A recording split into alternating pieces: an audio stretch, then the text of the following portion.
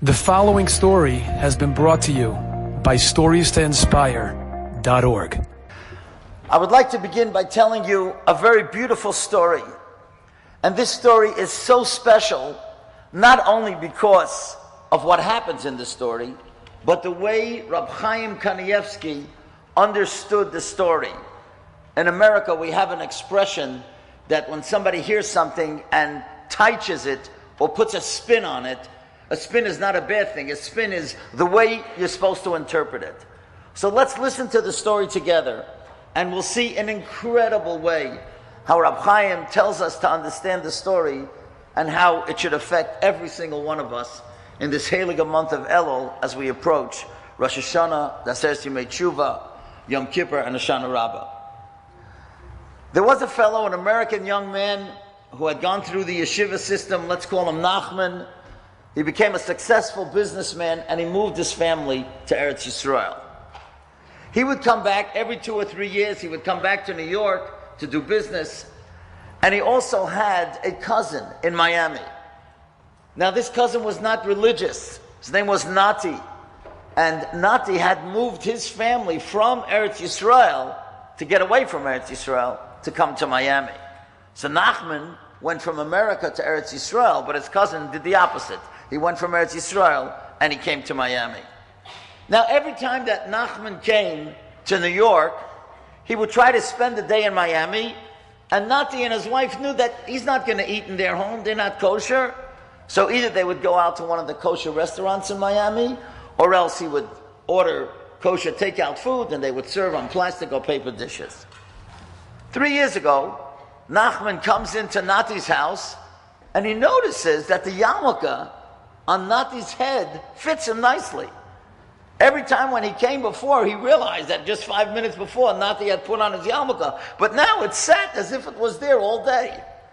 And then he looks around and he sees there's mezuzahs on the door posts, and there's a sefer on the table. Like, he can't believe it. What's going on here?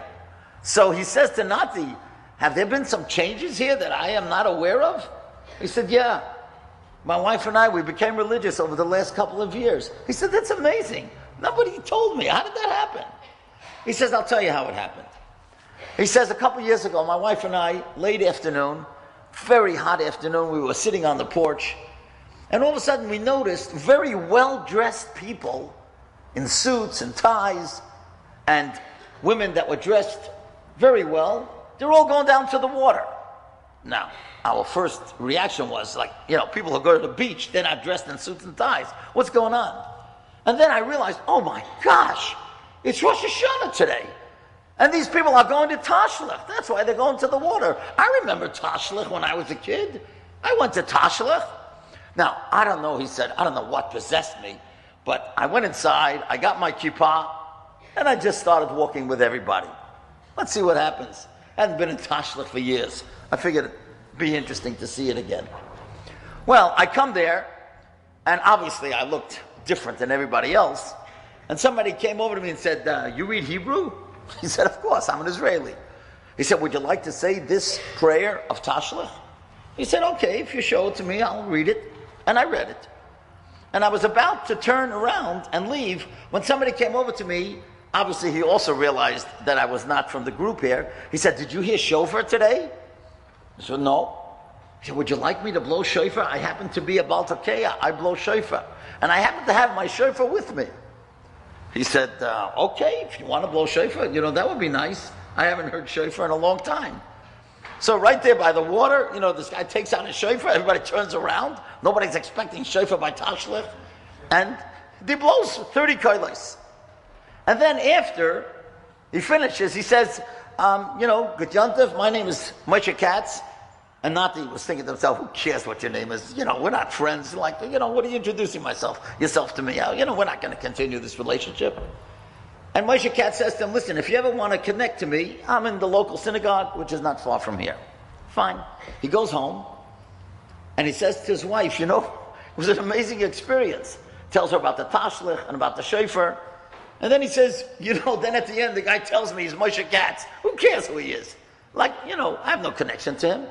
She said, what'd you say his name is? Moshe Katz. Why? She says, Moshe Katz blew shofar for you? He says, yeah, why? She said, do you know that my grandfather, who died many years ago in Bialystok, his name was Moshe Katz. He was the Baltakeya. He was the one who blew shofar for the community in Bialystok. I can't believe that all these years later, a guy named Moshe Katz blew shofar for you. That was my grandfather's name. Well, both of them couldn't believe it. Like this was like some sort of a sign from heaven.